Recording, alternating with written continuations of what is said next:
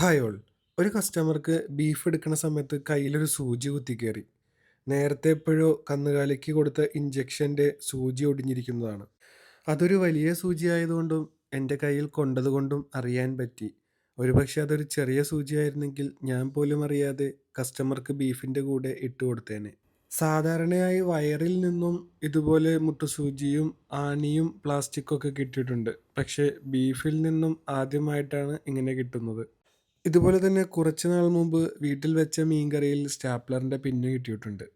കുറേ നാളുകളായിട്ട് ഇവിടെ സ്റ്റാപ്ലർ ഉപയോഗിക്കുന്നുമില്ല. അപ്പോൾ ഞാൻ പറയാൻ ഉദ്ദേശിച്ചത് ഇത്രയേ ഉള്ളൂ. നമ്മൾ ഭക്ഷിക്കാൻ വേണ്ടി വാങ്ങിക്കുന്ന സാധനങ്ങളിൽ ഇതുപോലെ പലതും ഉണ്ടായേക്കാം. ചിലപ്പോഴൊക്കെ അത് കച്ചവടക്കാരുടെ ശ്രദ്ധയിൽപ്പെട്ടേക്കാം. ചിലപ്പോൾ അത് ശ്രദ്ധയിൽപ്പെട്ടില്ലെന്നും വരാം. കാരണം ഇതൊക്കെ അസാധാരണമായിട്ട് സംഭവിക്കുന്ന ചില കാര്യങ്ങളാണ്.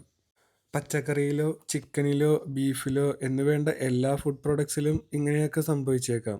അപ്പോൾ നിങ്ങളതൊന്ന് വാഷ് ചെയ്യുമ്പോഴോ കുക്ക് ചെയ്യുമ്പോഴോ ഒന്ന് ശ്രദ്ധിച്ചാൽ നന്നായിരിക്കും. അപ്പോൾ അടുത്ത വീഡിയോയുമായി വീണ്ടും കാണാം. Okay, by.